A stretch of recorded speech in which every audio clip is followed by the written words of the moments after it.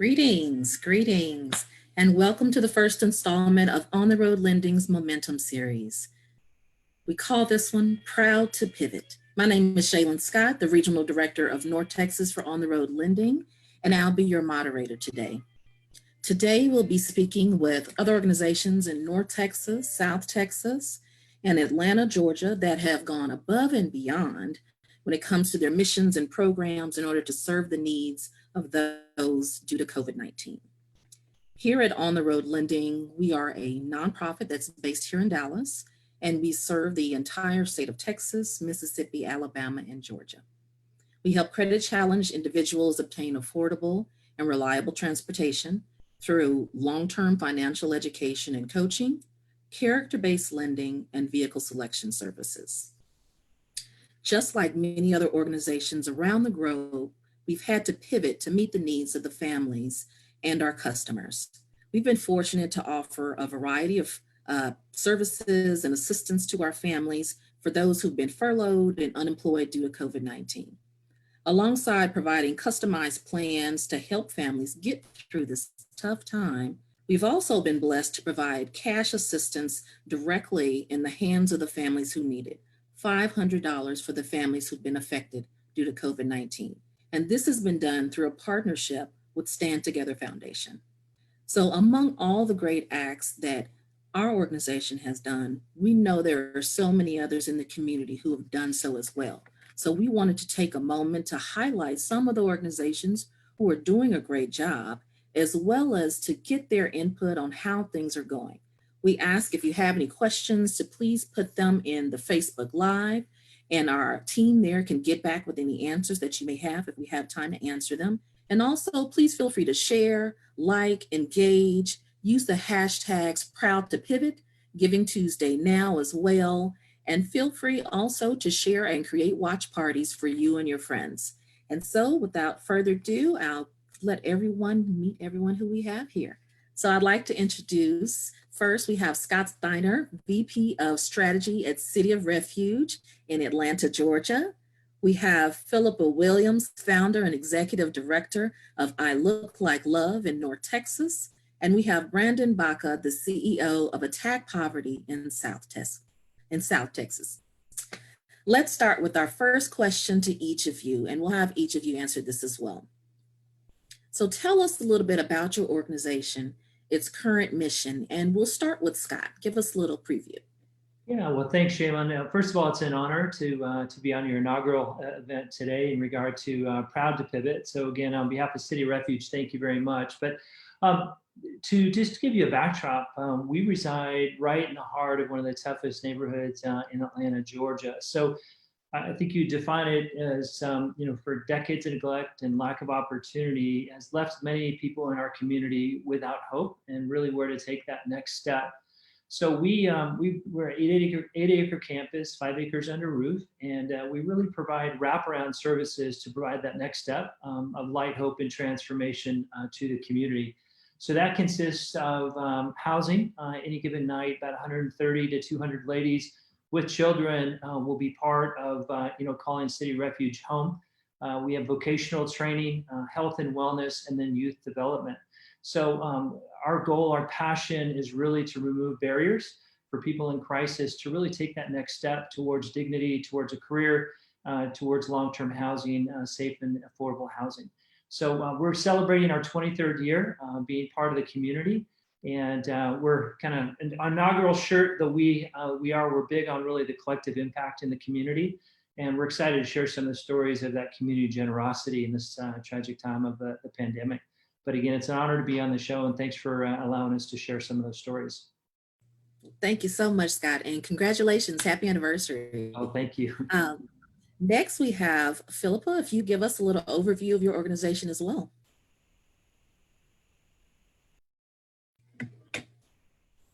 You're on mute, sorry. Can you hear me now? Yes. Okay. My name is Philippa Williams. Everyone calls me Phil. I am the, as she said, the founder and executive director of I Look Like Love. We've been in operation about 4 years. We are located in sunny South Dallas, within the heart of the Dallas Metroplex. Excuse me. We have a mobile diaper pantry and a mentoring program for single mothers. During the pandemic season, we have pivoted from what was traditionally our diaper day events, monthly events that were held through WIC clinics. We pivoted to community-wide events. And so we are distributing diapers to the community at large now. And we will be starting back our mentoring pieces online in mid-May. So we're really excited about that. But we understand the need for mentoring and just personal development, encouragement on a very meaningful level with our mothers, with young mothers in particular, where you tend to be more vulnerable as far as and insecure as to how do I navigate this wonderful gift that I've been given of a child? How do I sustain this new family? And particularly in this season, how do I protect my family? How do I make sure that I have resources that are necessary, which are very short and few when it comes to diapers. So we really try and partner with other organizations to create as much reach as possible in this season. But diapers, you know, they call me the diaper diva, diaper lady, take your pick. Didn't know I'd fall in love with diapers like I have, but such is my life. So so that's generally what we do here in Dallas is try and make sure that the increasing and exponentially increasing diaper need in Dallas is being addressed. Thank you, Phil. Brandon, tell us about Attack Poverty.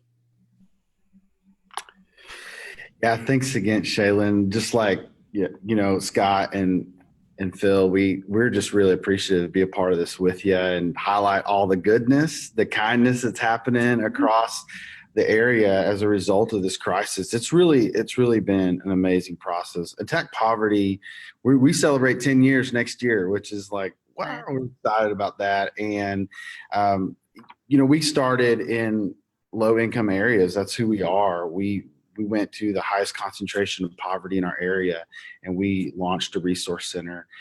We focus on child services, after school programs, mentorship. We focus on adult education, ESL, help folks get that GED, find a job, do some financial literacy, learn computer skills.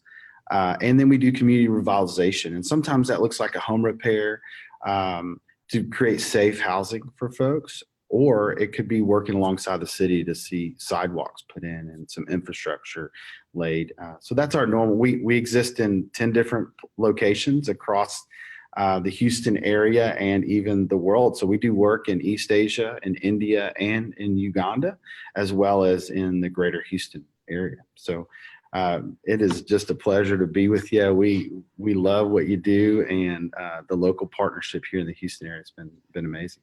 Thanks. Well, thank you all. You all are doing phenomenal work in your local communities. And we definitely hope that this is just an example of some of the great work that's already being done in the communities that you live in as well, too. And just to kind of highlight everything you've done. I know here in COVID, due to COVID-19, there's been a number of agencies that have had to pivot or change the way that they're providing their programs and services.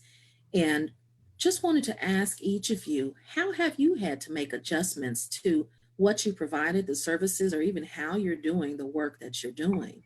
And let's start with you, Brandon. What have you had to do? What changes have you had to make? So, you know, with after school programs, some of them in the school and some of them not in the school, we had to shut those things down to protect children and families. We had to stop all of our adult education classes immediately. And what we recognized, because we're boots on the ground, we're a grassroots org in the community, walking along streets, we decided to convert all of our programming, and each one of our locations became distribution sites for food, supplies, needs, basic needs, because our mission really is to strengthen under-resourced communities through spiritual growth, education, revitalization, and basic needs. So we got to live right into our mission, but really pivot all of our activity, our staff, all of our capacity to really make sure that folks were getting access to those needed resources. And even up to this point, I mean, it's been an amazing process. We've seen close to 40,000 people impacted through this work throughout the area, multiple distribution locations in all of our resource centers. And we're just honored to really walk alongside. But we tried to do that where we reduce lines, people call ahead, they have an appointment, so that way we can still personalize what we're doing, not just create long lines, just really be personal, make sure we're getting the needs that a family actually will utilize in their homes. So we got kid kits too. We put these kid packs together, and a lot of people coming together to help us do that. So there's activities alongside parents at home while kids are away from school. So we've been calling and catching up with folks, doing deliveries, when needed, with some of our elderly folks in our neighborhood. And man, it's just been a pleasure to see all of our partnerships really deeply engaged. Volunteers show up to do that. People give, and our community respond. And so I look forward to sharing more stories about that response within our community, neighbor to neighbor, home to home, here in a minute. But we've really had to pivot all of our operations. So I told someone the other day, we've helped more people in the last 6 weeks than we typically do within a year. And that has really, in some ways, challenged us organizationally, but also showed us our capacity in the moment of having to pivot during this crisis. And so that's been an encouraging, challenging moment for us, really, Definitely sounds like it. Kudos to you and your team for sure. How about you, Scott? How have your team had to make changes and adjustments? Yeah, it's really interesting. We were looking at the calendar this morning, and all of a sudden we're like, wow, we're 60 days into, this big pivot that happened, right? So the first part was just, what I'll say is just, we got really grounded from a communications perspective, a delay in a lot of different programs. So the quick adjustment, we were on the heels of one of our biggest fundraising event, which is what we call the Refuge Run. And so that, that's a big event for us in March. And all of a sudden, we're in the middle of okay, more, we didn't say shut it down, but more of delays, right? Okay, this program's delayed, anywhere from the vocational training. But that shelter in place became a real thing for us because, as I mentioned, we have about 130 ladies and children currently on campus. And so that shelter in place became real for us because they didn't, obviously we don't shut down and we don't displace those family members that are currently, receiving transitional or long-term housing with us. So part of the pivots, we had daily meetings, still do. We'll connect early in the morning and just kind of talk about what's going on campus and get super creative. Because if you can imagine, I've got a daughter, there's 3 of us at home, and just shelter in place can be dramatic on a family of 3 or 4, let alone a family of 130, 150. So we got really creative in regard to what was going on in campus, anywhere from scavenger hunts to athletic events to we had a cooking class, we had a Napa auto training class. So we kept our residents really active, still are during the day because, again, they're shelter in place. And then the other parts is we really created a lot of virtual experiences for our donor community because people kept and continue to say, how can I help? How can I be there? I want to be there, but I can't be there. So how do you create some virtual experiences? So we've, the day in the life of City Refuge right now is, anywhere from a culinary arts class going on to ladies showed up this morning from a volunteer group teaching ladies how to put together bouquets. So we've had a lot going on, but every day is a new day to really do some cool things and keep the community engaged. But for us, it was all about it continues to be daily communication and alignment and really celebrating the cool things going on in campus and people's lives. You mentioned early on too, Shaylin, the generosity of Stand Together in regard to the ability to really come alongside some families with incredible, those $500 gifts. So part of it too is just staying really connected to the community. A lot of Again, ongoing communications on what we look at as far as the future, when we'll reopen from the classes perspective, but continue every day to, share some hope of what the next steps were with reality. And then the other is, our campus, we're a close family here at City Refuge, and, a lot of high fives, a lot of hugging, celebrations of life, and all of a sudden, terms like social distancing and education around that. So the other part is, we feed about serve about 450,000 meals a year. So we have, part of our campus is providing meals for the families and students on campus. So part of that too was just a pivot in regard to restructuring how we dine together.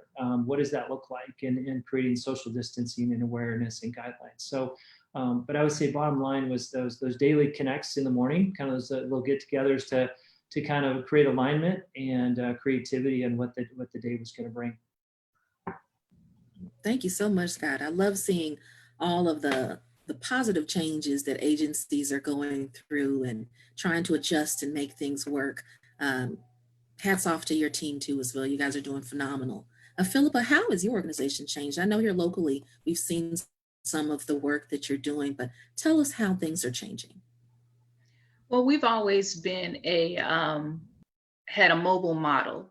And so when you talk about pivoting, we pivot basically every month. We would go from one location to the other, doing diaper distributions. However, when we really had to do some things different within our infrastructure to be able to manage the volume that we were getting. We had on-site registration prior. When they would come for diapers, we went to pre-registration. So we actually capture all of that information, minimize, interaction. We do the drive-through model now versus being in a facility like most organizations, and even how we navigate and facilitate our volunteers in that process has changed.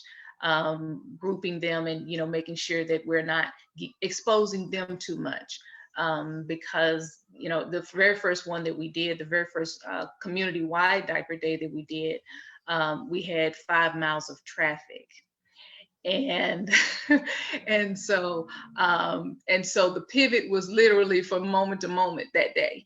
I felt like I was going like this. The pivots were happening so quickly, but just really trying to make sure we navigate the management of it all and the flexibility that we have to have. We have naturally that piece in place where we know we have to kind of move around, but so many different things are happening so quickly.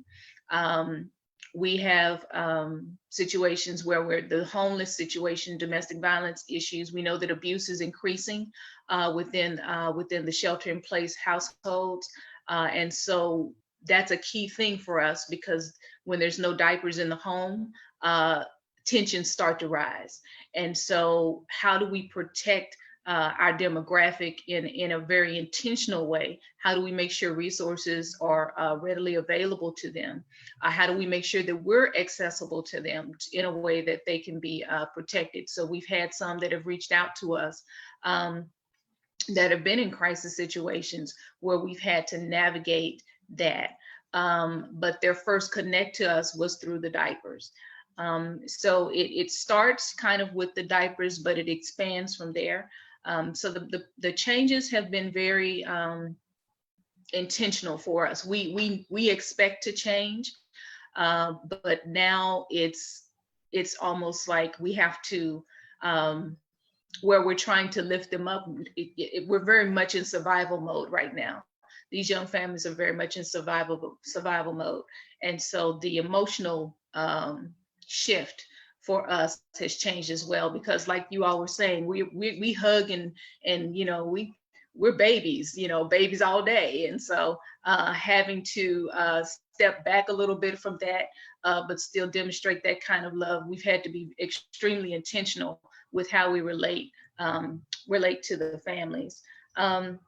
Even with our mentoring, though, we right at the time that COVID hit, we were about to have our first single mom social of the year. And we had to postpone, broke my heart, but I'll be fine. We're coming back in May.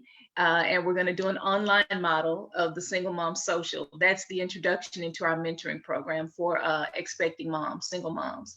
So, so those are the shifts that we've had to make. How do we love them different? We still love them, but we have to find new ways to love on them. So that's been a big part of it for us. Thank you so much. That's a perfect segue into the next big question. How has this, or how will this change your organization going forward post COVID-19? Will you change the way that you deliver services?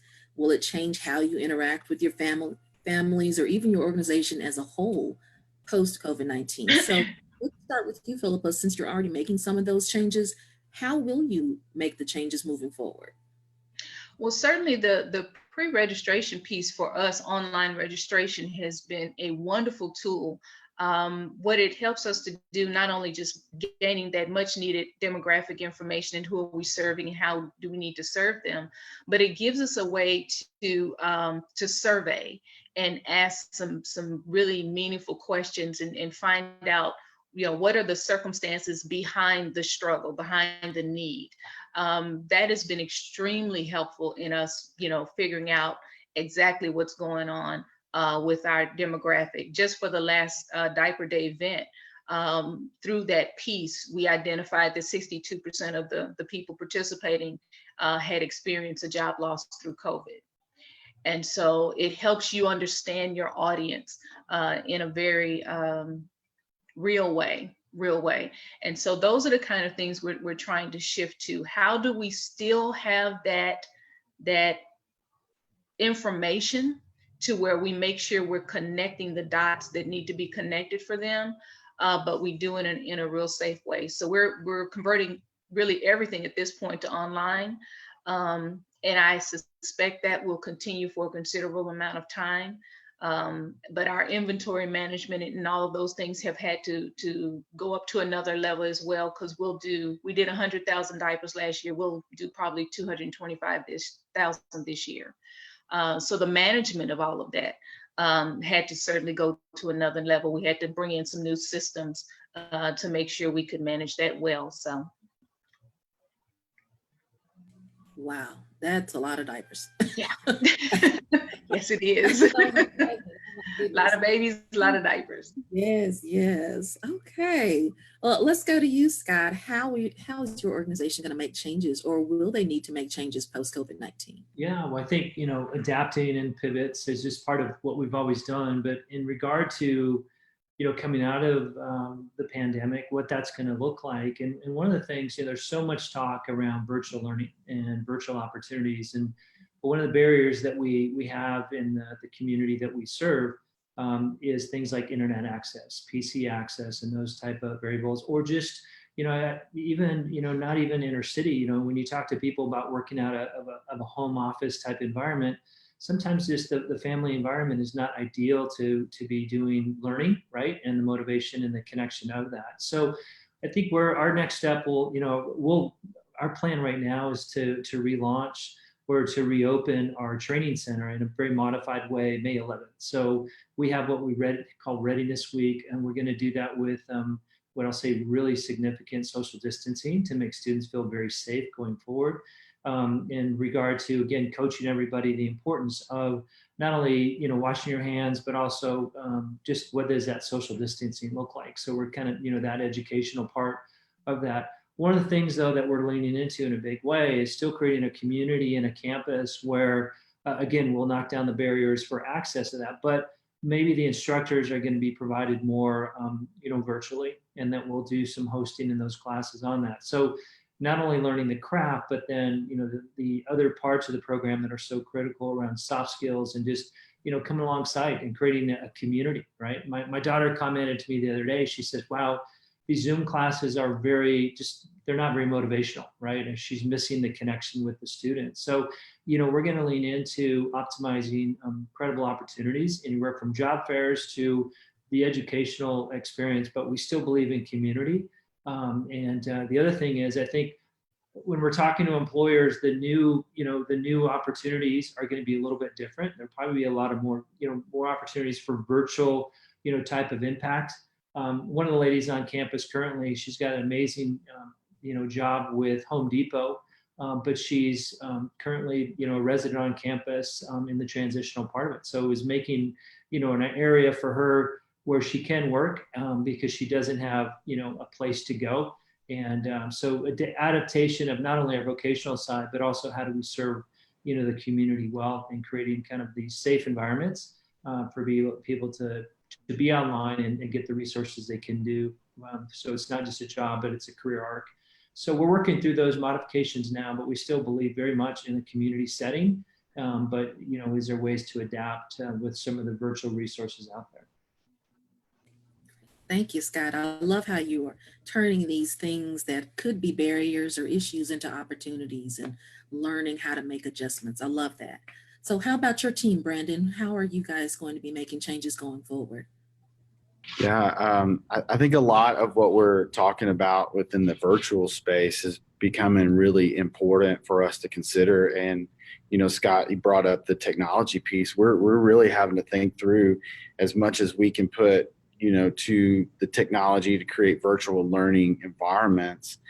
People learn in groups and people learn together. And we're working out what all of that looks like. The real issues for us are, job, not just that next step in your career, but actually getting back into the market.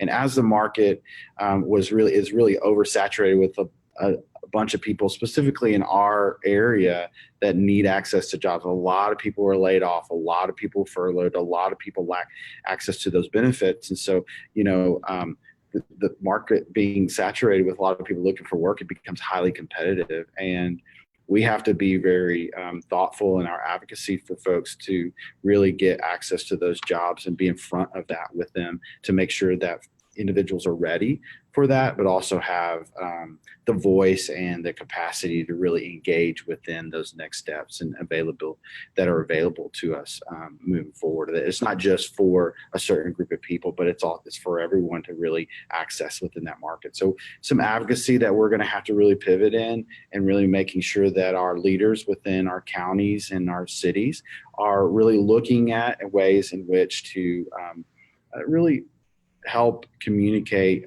fully what's available in the space as far as job access, and make sure that we're ready to do that skill development for folks that's needed, that's coming down the line. Also education, we're entering into summer. And so our after school programs shift and go into summer programming, and we're looking at ways to engage kids throughout the summer that's meaningful. And yes, it prevents what we call summer slide. And if you've heard of that, it's really the prevention of kids coming back into school behind the curve educationally. And so what we're really looking at is how do we prevent that at a high level? Because online learning, kids being out of school. I just heard a report today. We've developed a collaborative as a result of this, and I'm on the phone with 30 to 40 different agencies every week discussing these potential issues that are facing our communities. And one of the things is kids are stopped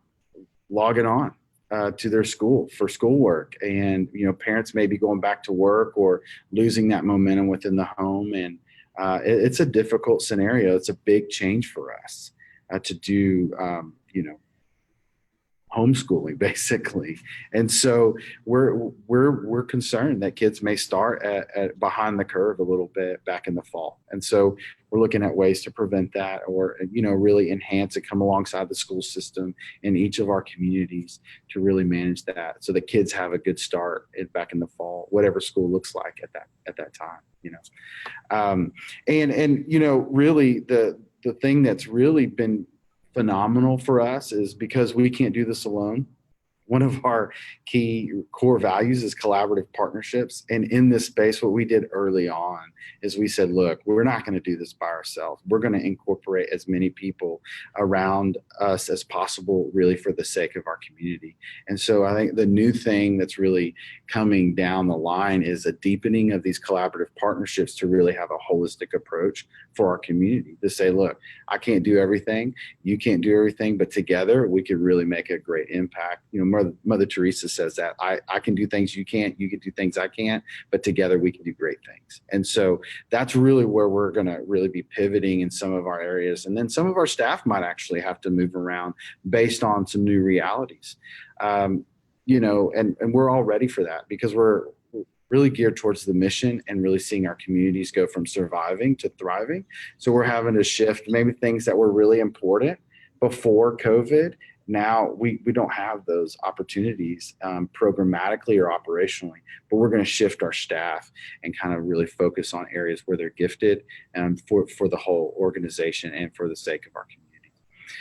And then the last thing I would say is, you know, we're going to have to add some new things. And one of those things is financial assistance. We didn't do a lot of that. We did a minimal amount of that. And, you know, like you all talking about the Stand Together, the Give Together Now opportunity really helped us. We engaged 50 families right away with that opportunity. We can do 80 more. And then we're getting other funders come online to come alongside of us and say, hey, how can we help families as well? And so we're pivoting in that way, that moving forward, we're asking ourselves, how do we offer financial assistance that just isn't like a handout, but a hand up and really like a ladder? You know, when you fall in a pit, you need a ladder to get out. And it's not always easy to navigate those circumstances. And unfortunately, this crisis put a lot of us in the pit. And I read a report just the other day that 6 to 8%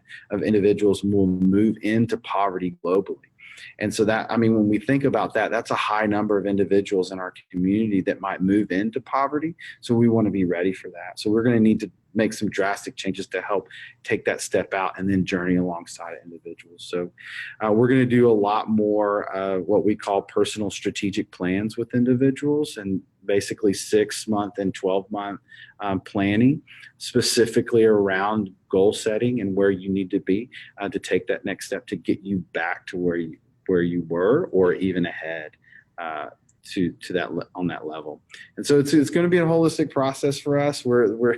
We say we don't know what we're doing because this is a new deal for us, and at the same time we're going to leverage all of our capacity and capabilities to really listen to our community, work alongside of our community. It's a big deal for us.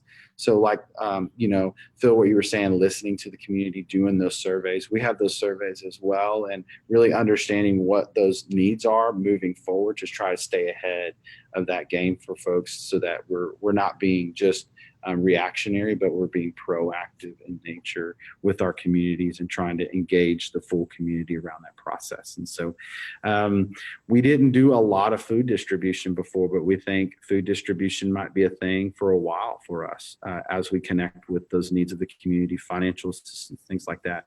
But also really, like I said, just trying to re-engage in some of our empowerment programs, get those back up and running. People are missing that contact with one another. You know, we want to see each other. We want to be motivated and encouraged by, you're taking that next step, I can do that too. We got to see that in one another and feel that. And so it's going to be interesting kind of what that looks like. So we're going to start small and then grow our classes back, do more one-on-one instead of group sessions and things like that moving forward. So, yeah.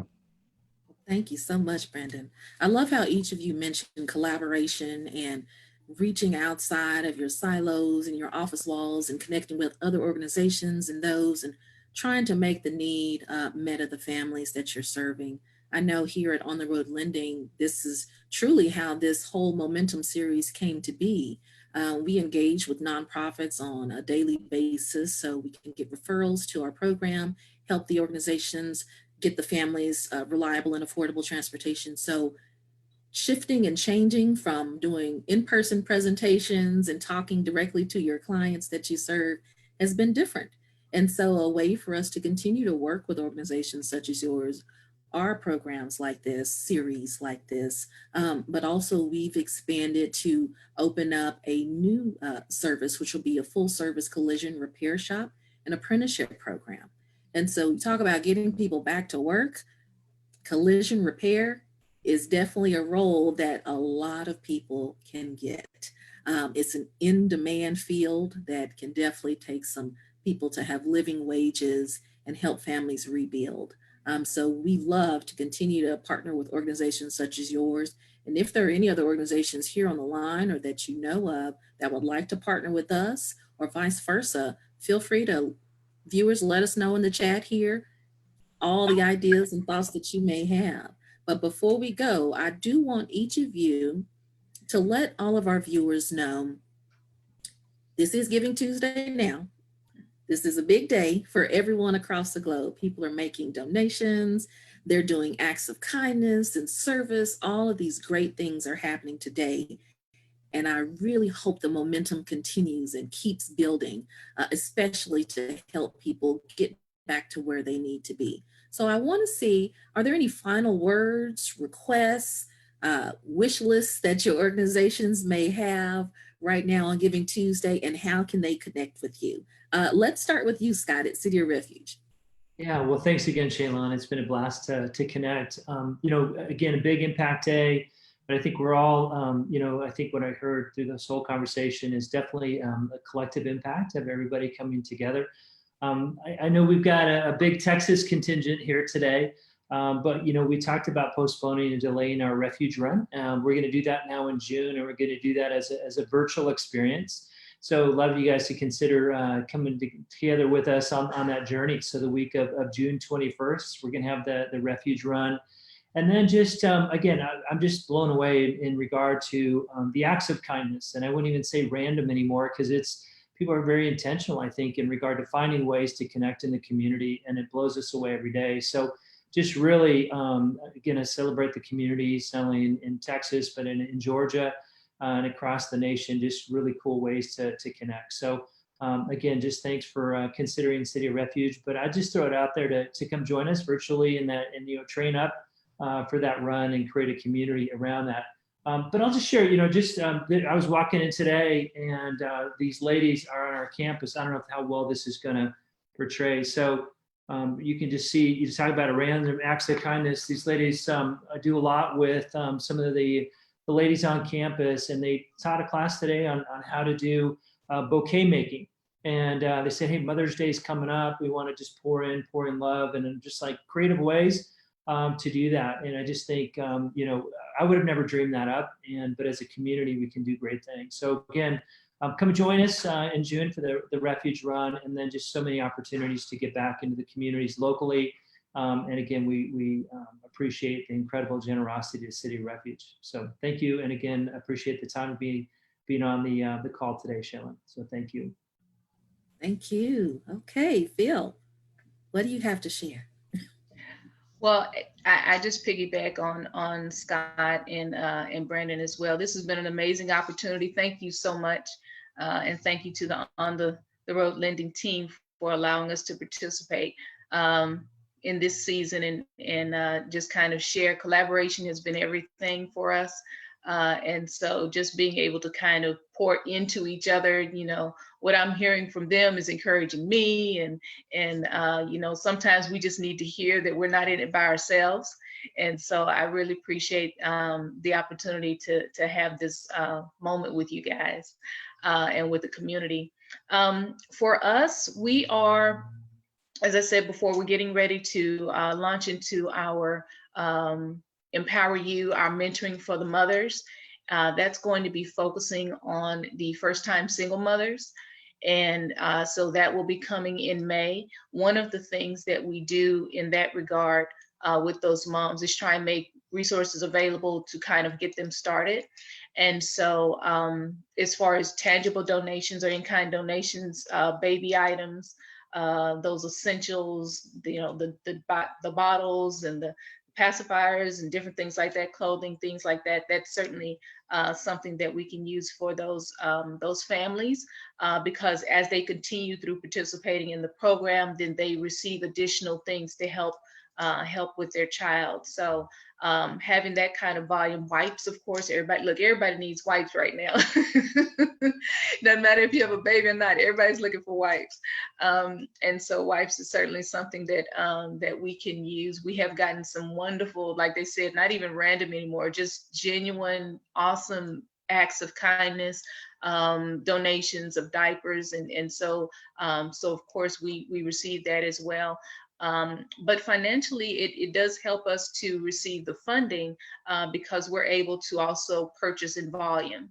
And so for the dollar, we can get more for the dollar when we purchase, in volume. So please, we encourage people to go out and support I Look Like Love at the North Texas Giving Day Now page and make your donation. And we appreciate it so much.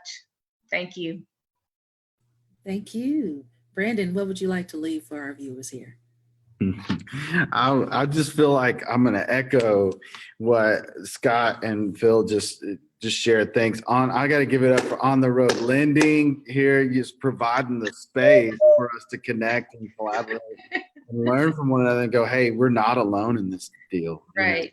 Yeah. It's going to take a lot of ingenuity, a lot of creativity for us organizationally to move through this crisis and continue to care for people. And so thank you for creating the space for us to share what we're doing and learn from one another as well. It's been great. I know we just like, I want to encourage everyone to go run for Refuge, because we had to postpone our deal. Ours not till August. So I want to get on and do a virtual run next month, to do that for you guys, because I think that's really important when we have to really move our fundraising efforts, and they're not the same as they would have been if we all could have gathered together in the space and do that in the same area. So yeah, let's support our brothers and sisters in Georgia over there doing that thing and get out there and do Run for Refuge. If you want to, we're putting hygiene packs together because we're helping so many people across the space, and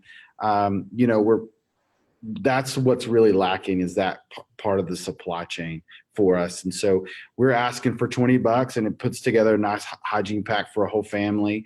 And if you go to attackpoverty.org/Giving Tuesday, you'll see that information. And we're trying to help as many families as we can to do by just $20 at a time. So we're saying, hey, give 20, give 200, give 2,000, however you want to help. If you want to give 20,000, that's awesome. You can help 1,000 families, and we'll do that with you. But that's our focus right now for Giving Tuesday, is really to focus on that, to really give that away and really help keep families safe during this time. And that's a really important, needed resource. And then, as far as acts of kindness, I just have to share this real quick. I didn't share this earlier. And just like bouquets in the space of Mother's Day, we've had individuals from our community who are receiving food resources open up their trunk, and in their trunk are activity kits for kids and supplies for children. So they're giving things for children and at the same time receiving food. We have neighbors self-declaring themselves as the neighborhood Uber driver because their neighbors can't drive or are unable to have access to transportation. So they're driving their neighbors up to get the food needed for their home. And I can't tell you, that's what it's about when we see what we call redemptive lift. When you pour water in one place and the whole rises, that's redemptive lift. And that's what we're seeing in these acts of kindness. We're seeing people show up in amazing ways for one another.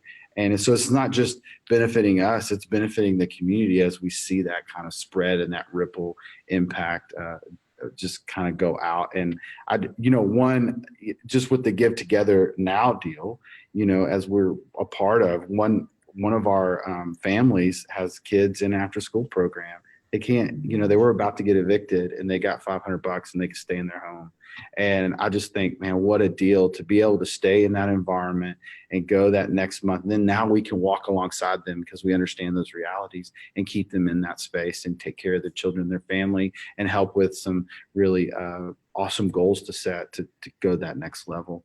And so that's what I would say. Just give, like Phil said, give your heart out. If you want to give money, great. If you want to volunteer locally, there's a lot of opportunities at attackpoverty.org to do that. Or if you just want to help with these hygiene kits, we really appreciate it. But we just say, give your life away to others. There's no better place to be in life than to do that. So. That's beautiful. I couldn't say it better myself. I know here for On the Road Lending, we definitely appreciate all the hard work that you guys are doing. You're all extraordinary leaders, and we can see the value in what you're doing, and we hope the community can see it as well. It's coming straight from the heart, and we definitely appreciate it. As far as On the Road Lending and Give Together Now, what we would like for Giving Tuesday is acts of kindness from you viewers. This is what we want. You can give us money, great. But if you can't give money, give an act of kindness, share it on social media, and use the hashtag #GiveTogetherNow. That will help families who are affected due to COVID-19 get $500 to help them get through one more month or one more issue, prevent evictions, you name it. So all you need to do is be you. That's it. Be kind, show the kindness and love that we have seen grow tremendously. And so I want to thank everyone here for joining with us today. And I definitely say if you want to learn more about City of Refuge, Attack Poverty, I Look Like Love, or On the Road Lending, feel free to follow us, like us, engage. We're on Facebook, Instagram, Twitter. I'm pretty sure we are everywhere, even YouTube. Feel free to connect with us, volunteer, give your hearts, and continue to engage and to make this world a little bit better one day at a time. So I leave you with one quote from C.S. Lewis. It says, "Hardships often prepare ordinary people for an extraordinary destiny." And everyone here, including you viewers, are extraordinary people that can make the ordinary magnificent. So thank you all for joining our first installment of Proud to Pivot with On the Road Lending. And we look forward to seeing you guys again. Have a wonderful Tuesday and smile big. Bye, Thank guys. you. Bye.